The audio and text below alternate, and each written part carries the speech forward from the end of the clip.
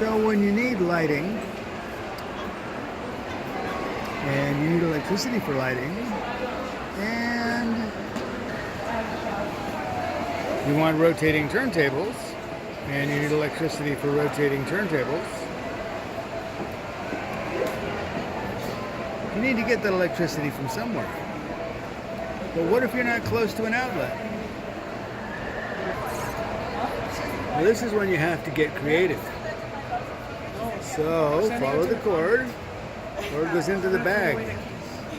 Into the bag is a 175 watt inverter connected to a big fat battery with some big clip leads.